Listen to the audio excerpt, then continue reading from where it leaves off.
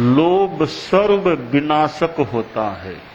आदमी के भीतर अनेक वृत्तियां विद्यमान रहती हैं। उन अनेक वृत्तियों में एक है लोभ की वृत्ति, अधिकार जमाने की भावना, पदार्थों का संग्रह करने की इच्छा और वित्तैषणा, धन खूब प्राप्त करने की इच्छा।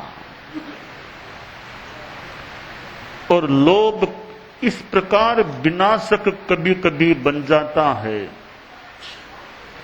आदमी की हत्या तक लोभ के कारण से हो जाती है। एक आदमी का लोभ दूसरे आदमी के जीवन को भी समाप्त कर देता है।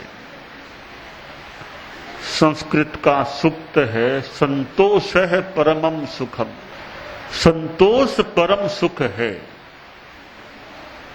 आदमी में लालसा, कामना उत्पन्न होती हैं और वो पुष्ट हो जाती हैं, तो कामना दुख का कारण भी बन जाती है। क्योंकि सारी कामनाएं पूर्ण हो जाएं यह कहना कठिन है। कामना पूर्ण नहीं होती है तो फिर आदमी के मन में दुख पैदा होता है, और कामना पूरी हो जाती है, एक कामना फिर दूसरी कामना को संतति के रूप में पैदा करने वाली भी हो सकती है। आगे से आगे कामना बढ़ती जाती है। मोहग्रस्त लोग असंतोष परायण होते हैं। पंडित ज्ञानी लोग संतोष को धारण कर लेते हैं। असंतोष का कहीं अंत नहीं, आगे से आगे असंतोष चलता है। इसलिए संतोष जिसने धारण कर लिया वह व्यक्ति परम सुख को प्राप्त हो जाता है। आगम वांग्मय में कहा गया, संतोष पाहन रहे सकुज्जो। जो संतोष प्राधान्य में रत रहता है, संतोषमय जीवन जीता है, वह व्यक्ति पूज्य हो जाता है। दो ध्रुव हैं, एक ओर लोभ है, दूसरी ओर संतोष है। लोभ को जीतने का उपाय बताया गया कि लोभम संतोष ओ जिणे। लोभ को एकमात्र संतोष के द्वारा ही जीता जा सकता है। प्रतिपक्ष भावना का प्रयोग किया जाता है। लोभ का प्रतिपक्ष है संतोष। इसलिए जितना जितना आदमी संतोष का अनुप्रेक्षण, अनुचिंतन धारण करता है, वह लोभ पर प्रहार करता है और लोभ मुक्त होकर पूर्णतया संतुष्ट हो जाता है। जिसके मन में संतोष आ गया उसके लिए तो सर्वत्र संपदा है।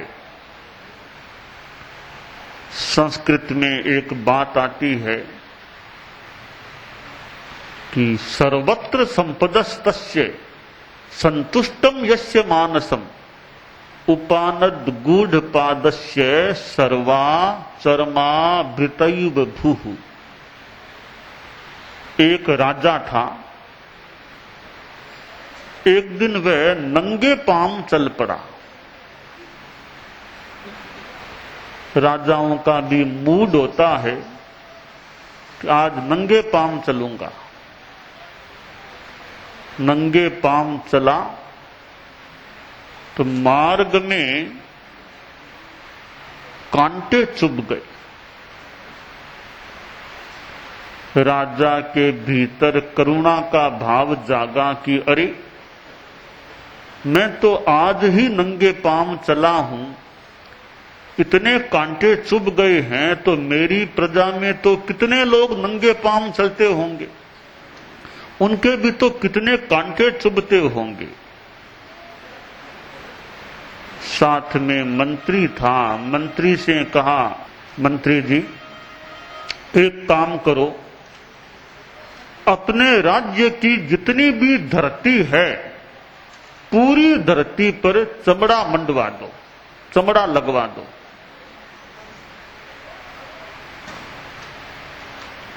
मंत्री मन में तो हंसा कि महाराज ने क्या आदेश दिया है, परंतु एक प्रोटोकॉल के अनुसार उसे स्वीकार भी करना था। कहा ठीक है महाराज, जैसा आपका आदेश।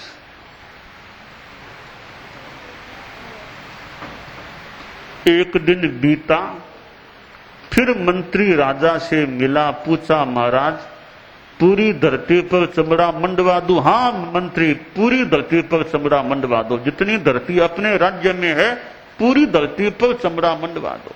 राजा में करुणा तो थी कि मेरी प्रजा के कांटे न चुभे, पर करुणा के साथ में विवेक भी होना चाहिए कि कौन सा काम करने से परिणाम क्या आएगा।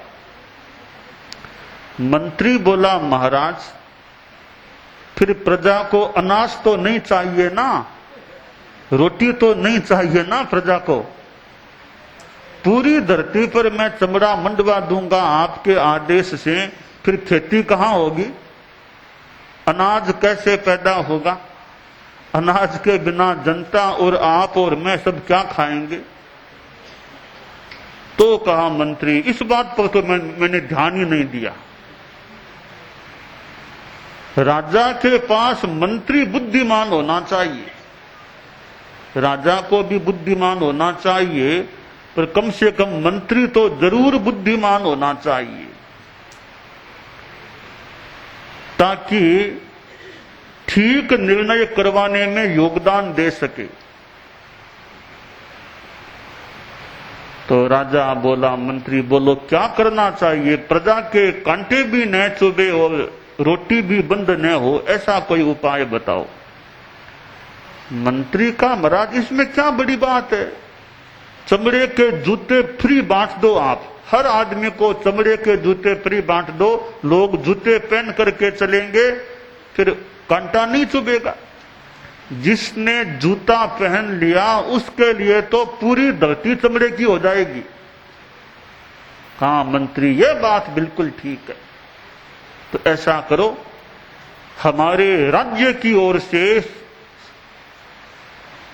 प्रत्येक आदमी को चमड़े के जूते फ्री में बंटवा दो। कोई भी आदमी कभी भी चमड़े के जूते हमारे यहां से फ्री ले सकता है, यह घोषणा भी करवा दो। जिसने चमड़े के जूते पहन लिए हैं उसके लिए पूरी धरती चमड़े की हो जाती है। इसलिए कहा गया, सर्वत्र संपदस्तस्य संतुष्टम यस्य मानसम उपानद गूढ़ पादस्य सर्वाचरमा भृतैव भुः। जूतों से जिसने पैरों को आवृत कर लिया है उसके लिए फिर धरती चमड़े की है, कहीं कोई कांटा चुभने की सामान्यतया संभावना नहीं रहती है।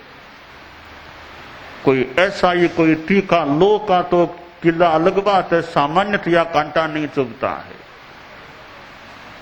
जिसने संतोष को धारण कर लिया है उसके लिए सर्वत्र संपदा है, खूब सुखी रहता है संतोषी आदमी। संस्कृत में कहा गया, 3 बातों में तो संतोष धारण करना चाहिए और 3 बातों में संतोष धारण नहीं भी करना चाहिए। संतोषस्त्रिषु कर्तव्य है, स्वेदारे भोजने धने त्रिषु नैवच कर्तव्यो ध्ययने जप दानयोः। 3 बातों में संतोष धारण करो। स्वदार, स्व पत्नी में संतुष्ट रहना चाहिए। भोजने, भोजन जो मिल जाए, जहां जाए जैसा भोजन मिल जाए उसमें संतोष धारण कर लेना चाहिए। धने, धन में भी एक सीमा तक आवश्यक धन आ गया, फिर संतोष धारण कर लेना चाहिए। स्वदार, भोजन और धन, इन तीनों में संतोष धारण करना चाहिए। त्रिषु नैवच कर्तव्यो, 3 चीजों में संतोष नहीं ही धारण करना चाहिए। अध्ययने जप दानयोः, अध्ययन में संतोष नहीं करना चाहिए। ज्ञान का क्या अंत है? तुमने कितना ही पा लिया और कितना ही ज्ञान प्राप्त कर सकते हो। ज्ञान प्राप्त करने का प्रयास करना चाहिए। एक कवि ने कहा है, अनंत पारम किल शब्द शास्त्रम, स्वल्पश्च कालो बहवश्च विघ्नः, यत् सारभूतम तदुपासनीयम हंसो यथा क्षीर मिवाम्बु मध्यात्। कि ज्ञान का प्रयास करो। तो किसी ने कहा, भाई ज्ञान तो अनंत है, जीवन तो सीमित है। जीवन तो हमारा सीमित है। 100 वर्ष भी कम लोगों को मिलते हैं हमारी दुनिया में। ज्यादातर लोग तो 100 के भीतर भीतर पर भव पथगामी बन जाते हैं। एक समय था भारत में, हमारे भरतक क्षेत्र में, एक आदमी का आयुष्य अरबों अरबों खरबों खरबों और भी ज्यादा वर्षों का आयुष्य एक आदमी का होता था। एक समय था प्राचीन काल में। बाद में वह आयुष्य कम होता गया, तो आज तो 100, 125, 150 और कितने वर्ष आते हैं। मेरे देखने में तो 125 वर्ष भी मैंने तो नहीं देखे संभवतः किसी को। 100 पार कम लोगों को देखा होगा। कुछ को देखा है, कम को देखा है। यानी 100 भी पराकाष्ठा सी है प्राय लोगों के लिए। हजारों वर्ष बाद ऐसा समय आ जाएगा, आज तो 100 वर्ष फिर भी आते तो हैं, आगे ऐसा समय आने वाला है कि 20 वर्ष का आयुष्य आ गया, सब बहुत आ गया। 20 वर्ष आ गए, बहुत आ गए, बहुत आ गए, सब बहुत आ गए। फिर आगे ऐसा समय आने वाला है कि 16 वर्ष आ गए, बहुत आ गए, बहुत। 16 वर्ष तो बहुत आ गए आदमी को। इतना आयुष्य कम हो जाएगा लोगों का। तो भी काल थोड़ा है, काल तो थोड़ा, बीच में विघ्न बाधाएं और कितनी आ जाती हैं। कदाचिन मस्तके पीड़ा, कदाचित कंठ पीड़नम, कथम स्वाध्याय सध्यानम निर्विघ्नम भगवन भवेत्। कभी सिर दर्द हो जाता है, कभी कंठ में तकलीफ, कभी कुछ। ये विघ्न बाधाएं बीच में आती रहती है। काल तो थोड़ा है ही, उसमें फिर विघ्न बाधाएं आ जाती हैं। तो फिर ज्ञान प्राप्त कितना कर सकेंगे? ज्ञान है तो अनंत, अनंत पारम किल शब्द शास्त्रम। कोई अंत नहीं है, कोई पार नहीं है ज्ञान का। काल थोड़ा, फिर विघ्न बाधाएं। तो कवि ने कहा, एक काम करो, यत् सारभूतम तदुपासनीयम। जो सारभूत ज्ञान है उसको ग्रहण करने का प्रयास करो। कवि ने कहा कि अनंत ज्ञान तो सारे शास्त्रों को पढ़ना तो मुश्किल है, और सारभूत ज्ञान प्राप्त करो। जिस विषय में तुम्हें गति करनी है उस विषय का ज्ञान बढ़िया कर लो। किसी को डॉक्टर बनना है, वह डॉक्टरी के विषय का अच्छा ज्ञान कर ले। जिसको वकील बनना है तो वकालत का अच्छा ज्ञान कर ले। न्यायाधीश बनना है तो न्याय के बारे में अच्छा ज्ञान कर ले। साधु बनना है तो धर्म संबंधी ज्ञान प्राप्त करने का प्रयास कर ले। तो 1-2 विषयों का ज्ञान अच्छा प्राप्त कर लो। जितना टाइम जीवन का है उतना है, सारभूत ज्ञान प्राप्त करने का प्रयास करो।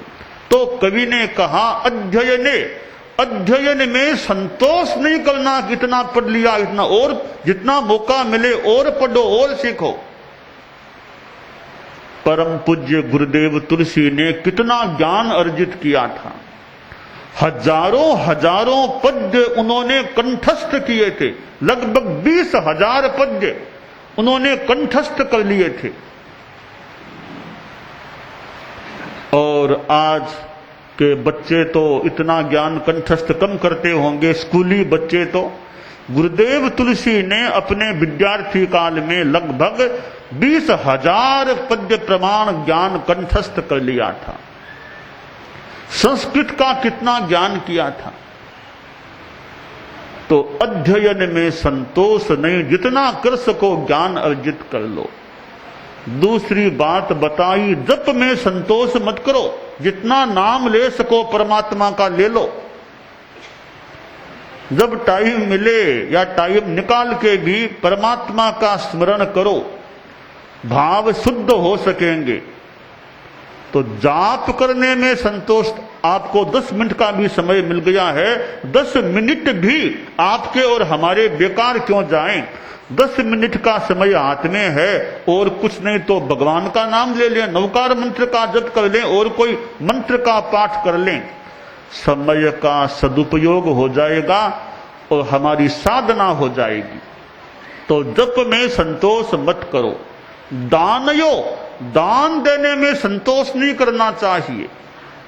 दान में क्या संतोष, जितना दे सको, जितनी सामने वाले को अपेक्षा हो, दान दो। दान में संतोष मत करो। दान बड़ी काम की चीज है, दान कभी निष्फल नहीं जाता। दान किसी को दो, उसका फल मिलता है। पात्रे धर्म निबंधनम तदितरे श्रेष्ठम दयाख्यापकम। सुपात्र, अगर साधु को दान दोगे, शुद्ध साधु को शुद्ध दान दोगे, तो धर्म का लाभ होगा आपको। तदितरे, साधु ने ऐसे कोई भिखारी आ गया, उसको दान दोगे तो धर्म का लाभ तो नहीं बताया, परंतु आप दयालु के रूप में प्रख्यात बनोगे। सेठ साहब बड़े दयालु, गरीबों को देने वाले, गरीब निवाज है, आप दयालु के रूप में प्रख्यात बन जाओगे। मित्रे प्रीति विवर्धनम, किसी मित्र को उपहार दे दोगे, आपका प्रेम बढ़ेगा मित्र के साथ। तदितरे वैरापहारक समम, किसी शत्रु को दान दोगे, शत्रु को उपहार दोगे, तो आपकी और उसकी जो शत्रुता है वो कम होने की संभावना रहेगी। और भृत्य भक्ति भरावहम, आपके नौकर चाकर हैं, उनको कुछ दे दो। होली दिवाली कुछ रुपये दे दिए, ड्रेस दे दी, कुछ दे दिया, तो नौकर चाकर में आपके प्रति और ज्यादा भक्ति की भावना बढ़ सकेगी। नरपतौ सम्मान सत्पादकम, किसी राजा आदि को आपने कुछ भेंटना दे दिया, उपहार दे दिया, तो राजा आपका सम्मान बढ़ा देगा। भट्टादौ सुयशस्करम वितरणम न क्वाप्य हो निष्फलम, किसी भाट चारण को आपने दान दे दिया, वह आपके बारे में कविताएं बना देगा, आपके गुणगान गाएगा, बिरुदावलियां गाएगा। अगर भाट चारण को कुछ आपने दान दे दिया तो आचार्य सोमप्रभ सूरी ने कहा वितरणम न क्वाक्य हो निष्फलम, ये वितरण है, दान है, निष्फल तो कहीं नहीं होता। किसी को भी दे दो, कोई न कोई फल उसके लगता है। साधु को दान दोगे तो धर्म का लाभ होगा। तो दान में संतोष धारण मत करो। पैसा साथ चलने वाला नहीं, चीजें साथ चलने वाली नहीं। लौकिक दान भी होता है, संसार में लौकिक दान भी चलता है और लोकोत्तर दान भी होता है। साधु आदि को जो दिया जाए लोकोत्तर दान भी होता है। तो कवि ने कहा कि संतोष दान में धारण नहीं करना चाहिए। तो संतोष भी सापेक्ष है, कहीं करना चाहिए, कहीं नहीं करना चाहिए। स्वेदार भोजन और धन में संतोष करो, अध्ययन जप और दान में संतोष मत करो। तो लोभ की वृत्ति को जीतने के लिए आदमी को संतोष का प्रयोग करना चाहिए।